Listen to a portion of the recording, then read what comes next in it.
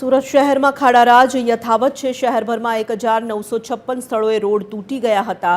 શહેરમાં 132 સ્પોટ પર ખાડા પૂરવાની કામગીરી શરૂ કરાઈ છે। પેચવર્કની કામગીરી કરાઈ પણ તેમાં પણ છબરડા જોવા મળ્યા। સૌથી વધુ કતારગામમાં 497 ખાડા, સેન્ટ્રલ ઝોનમાં 423 અને સૌથી ઓછા લિંબાયતમાં માત્ર 65 સ્પોટ પર ખાડા પડ્યા હતા। પાલિકાના પ્રાથમિક સર્વેમાં મુખ્ય રસ્તાઓ પર કુલ 1956 સ્થળો પર ખાડા પડ્યા હતા। શહેરમાં મુખ્ય રસ્તાઓ પર પડેલા ખાડાના રિપેરિંગ માટે પેવર બ્લોકનો ઉપયોગ કરવાનું નક્કી કરાયું હતું।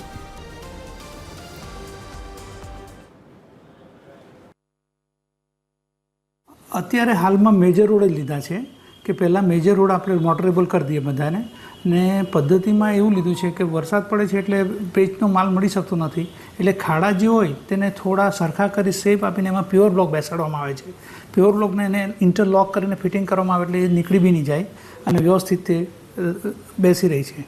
હું આજની જ વાત કરું તો આજે લગભગ 146 જેટલો ટેકનિકલ સ્ટાફ હતો, કુલ 607 જેટલા વેલદાર ડ્રાઈવર હતા, 151 જેટલી જુદી મશીનરી હતી, એનાથી 693 જેટલા મેટ્રિક ટનનો જીએસબી ફિલિંગ મટીરિયલથી એનો પેવર તથા પેવરનો બ્લોક ઉપયોગ કરી 132 સ્પોટ પર 3586 ચોરસ મીટર જેટલી કામગીરી કરવામાં આવેલ છે।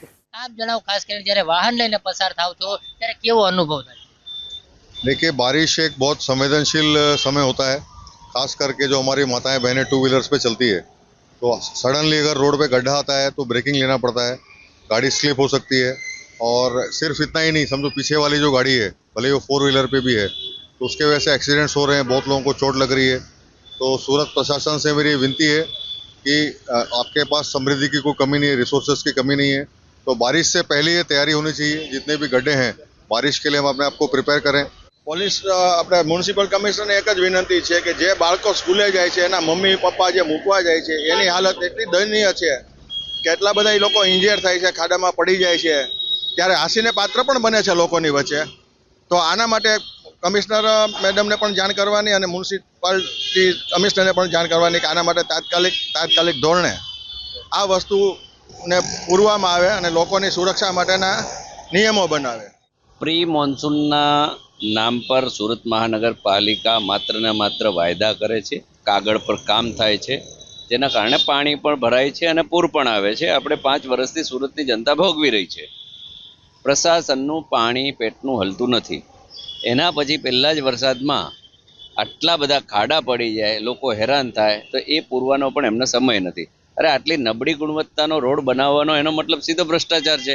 કોન્ટ્રાક્ટરોને તમે કંઈ કહી નથી શકતા, પહેલાં જ કોન્ટ્રાક્ટર પાસેથી તમે પાર્ટી ફંડના નામે પૈસા લઈ લેજો, એના કારણે જ આટલી નબળી ગુણવત્તા છે। ને નબળી ગુણવત્તાના કારણે જે સુરતીઓ ટેક્સ ભરે છે તેમ છતાં પણ હેરાન થાય છે। ખાડા ટેકરામાં વરસાદ બાદ સુરત શહેરની હાલત બદસુરત થઈ છે।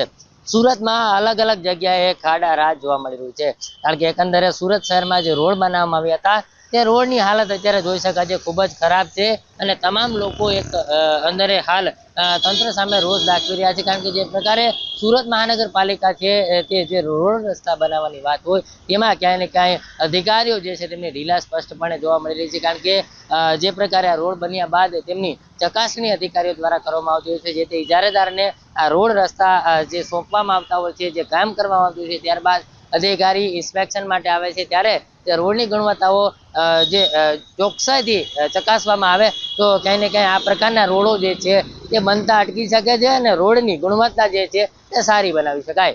કેમેરામેન દેશ મિસ્ત્રી સાથે દિવેશ પરમાર, TV 13 ન્યૂઝ સુરત।